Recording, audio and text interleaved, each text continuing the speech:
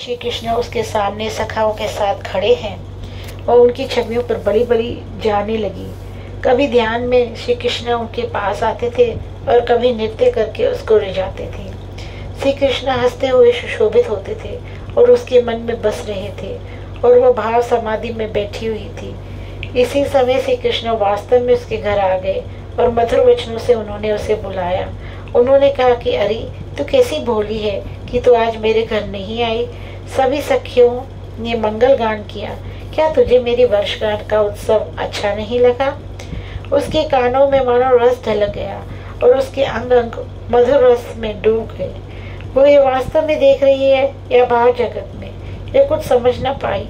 फिर भी आनंद से उठकर दौड़ी और दौड़कर उसने बाह पकड़ ली। उसके शरीर में बिजली सी दौड़ गई।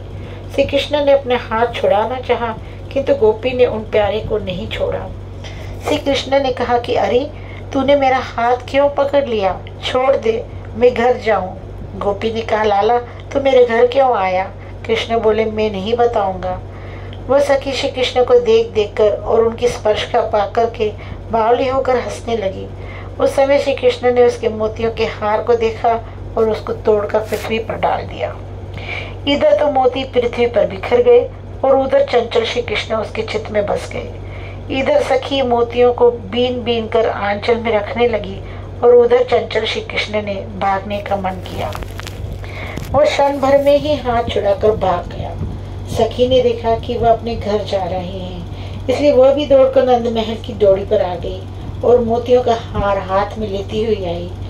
अब भी गोपियों की बड़ी भीड़ थी। यशोदा उन पर बार बार बली बली जा रही थी और वे सखियां श्री कृष्ण की छवियों का वर्णन करती हुई उन पर बली बली जा रही थी और परस्पर चर्चा करती हुई दीवानी हो रही थी।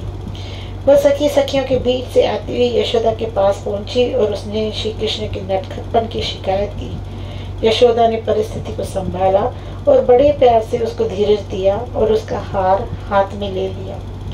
उसी समय कन्हैया अपनी मनी मयूर खिलौना लेने आया, मानो वो उस सखी को फिर अत्यंत विलक्षण रस पिलाना चाहता हो। मैया के पूछने पर लाला ने हार के तोड़ने का प्रसंग सुनाया, जिसे सुनकर मैया ने प्रसन्न मन होकर उसे गोद में उठा लिया और उसकी सत्य बात पर प्रसन्न हुई। यशोदा ने कन्हैया को प्यार किया। कन्हैया ने अपनी चितवन का आनंद यशोदा को दिया। यशोदा ने अपने गले का हार उतार कर कन्हैया के हाथ में दिया और कहा कि इस गोपी को पहना दो और क्षमा मांगकर इसका आशीर्वाद पाओ।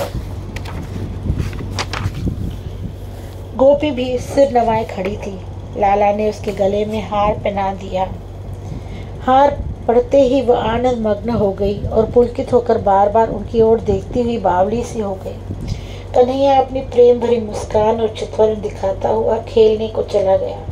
गोपियों ने कहा, ये गोपी धन्य है। यदि इस प्रकार से मोतियों की माला हमको भी मिले तो हम भी धन्य हो जाए, कृतार्थ हो जाए।